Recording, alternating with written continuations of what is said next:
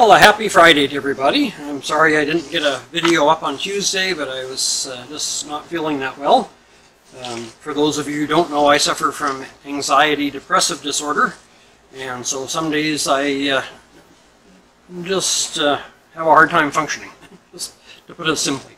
Anyway, let's start our normal routine out here with our mail calls and shout-outs. The first shout-out is for Buzzsaw, and he sent me a nice letter there and some stickers.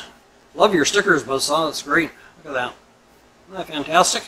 I got two, one to go on my bucket and one to go on the bulletin board, or on the friend board. And a nice letter that said, Ian, I have been enjoying your videos. Keep them coming. Here are a couple of my stickers of a few hobbies I enjoy doing. Buzzsaw. Keep your videos coming. That's neat. So I know he's... Let's see what all does he have on here. He's got, there's a gun, so I think he does target shooting, rides motorcycles, enjoys carpentry. There's some carpentry tools in here. His fire department logo, and a tractor, and dogs, and civil defense, and it has quite a few hobbies. Looks like boating, and wow. So yeah, but check out Buzzsaw's channel. He has a really good channel. And every now and then he puts up a 360-degree video. He's got one of those cameras that does 360 degree, and he'll put it on his dashboard in his van and drive around. It's kind of neat because you can see him, you can see his dashboard, you can look out the front of where you're going. You just, yeah, really a neat camera. So check out Buzzsaw. That's B-U-Z-Z-S-A-H.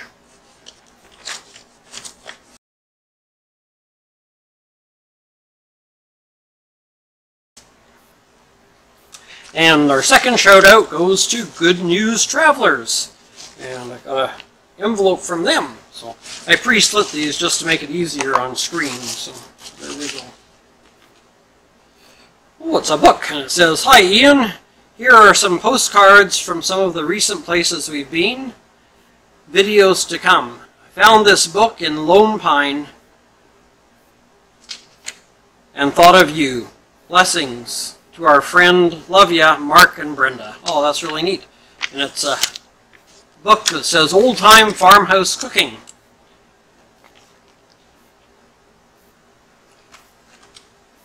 Oh, and inside here's the both postcards. Mammoth Mountain. And highest, lowest. I guess it's the highest point and the lowest point on the route they were on. And here's a postcard from Lone Pine, which I assume is a town in California. Oh, that's what it says on the back anyway, so we'll believe them since they put out the postcard. But old-time farmhouse cooking, rural American recipes, and farm lore. Isn't that neat? Oh, there's all kinds of stuff in here, not just recipes, but little stories and that as well. So that's kind of neat. That's going to be fun to look through. Successful Farming, 1918. New England Farm Life, 1929. Well, that'll be a fun one to read. So there you go. I don't know if you can see that, but it's old-time farmhouse cooking. It's so it's got Irish beef stew, cranberry pot roast, buttermilk biscuits, and a whole bunch of other good stuff in there. Well, thank you, Mark and Brenda. So that's Good News Travelers. If you haven't watched them, they are well worth checking out as well. Also, Brenda has one called B. Lee's Pets. So there's two channels, very different subject matter though. Good News Travelers, proclaiming the gospel and RV living. And B. Lee's Pets is about Brenda and her 3 dogs and her birds and her fish and the rest of her menagerie. So I think we should nickname her Mrs. Noah. Anyway, that's our shoutouts for this week. Buzzsaw and Good News Travelers. Alright, it's story time. And this week we're going to talk about Wall Street and stocks and bonds.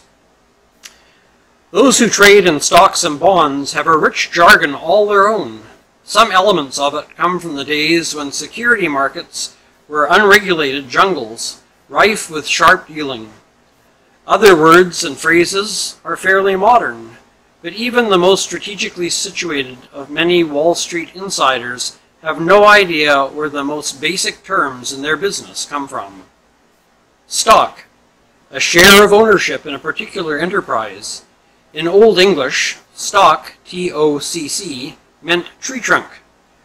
But how the term found its way to the heart of the securities business is now obscure. Bond. This instrument of indebtedness derives from the early English band, a fastening. Thus, the issuer of a bond is bound or fastened to pay back whatever money he has borrowed. Watered stock. Daniel Drew, a notorious stock market manipulator, also worked in the New York cattle business. Legend has it that before he actually sold cattle, he would deprive them of water, dose them liberally with salt, and then let them gulp all the water they wanted just prior to weighing them. Thus, a company is said to have watered its stock, when it adds shares but adds nothing to its assets. Not surprisingly, watered stock dilutes the equity of all shareholders. Blue chip. Blue chip stock is often the most valuable. The blue chip is often the most valuable in the poker game. A blue chip stock is thought to be the most reliable because of the solidity of the company that has issued it. Broker.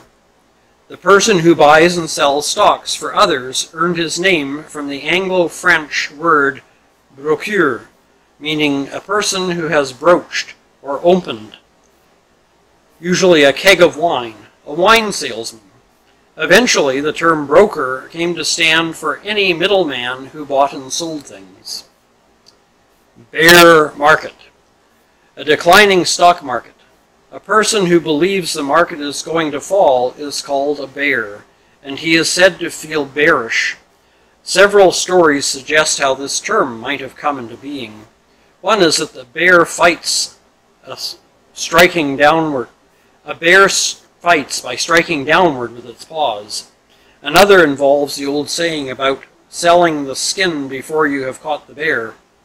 This aptly describes a trader who is likely to sell short, that is, to sell a stock he does not have on chance, that when he is required to deliver, he can buy the stock at the lower price and make a profit. Bull market. A rising stock market. Bulls toss their horns upward when fighting, and people who are optimistic about the future of the market are said to be bullish. They buy in the belief that the stocks will increase in value. Blue sky law. Such laws are for the protection of gullible buyers who might otherwise try to purchase, if offered to them by artful pitchmen, the Brooklyn Bridge, the Empire State Building, or even a chunk of clear blue sky. So that's some of the terms used in the stock and bond business and how they came to be. So I hope you enjoyed that little bit. Alrighty, and now, the Groaner of the Week. Well, a poor gentleman was having trouble with his foot. It would swell up on him, and it would ache and throb and just give him misery. And this went on for, probably a good week or 10 days. And finally, at his wife's nagging, he went to the doctor.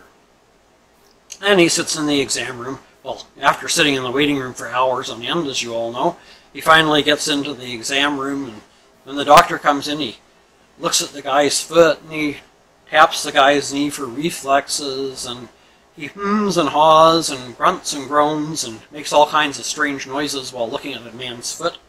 He pokes it with a sharp object. He runs the handle of his little mallet up at the bottom of the guy's foot. And all the reactions are fine, but the man's foot is still swollen and aching. The doctor goes over to the medical cabinet there and digs his keys out of his pocket, unlocks the cabinet, digs around inside, and he comes back with a packet. And he hands it to the man and he says, "Take this and I'll be back in a minute." And it leaves the room. So the guy looks at this packet, and so he rips it open. Well, inside's this big blue pill. It's about the size of a silver dollar and probably a good quarter of an inch thick. And the guy thinks, how on earth am I supposed to take this? This thing's huge. So he looks over on the wall by the counter, and there's a sink there, and there's a Dixie cup dispenser. So he goes over and he gets himself a cup of water, and he breaks this pill into little bits and takes a piece and swallows and finally manages to get it all down. And he just sits back down in the chair to relax, and the doctor comes bustling through the door with a big pan of hot water, and he says, "Okay, where's that pill that soaked your foot?" There you go. I hope you've enjoyed that. Have a blessed weekend, everybody. Take care, stay safe, and God bless. We'll see you Tuesday when we do some cooking.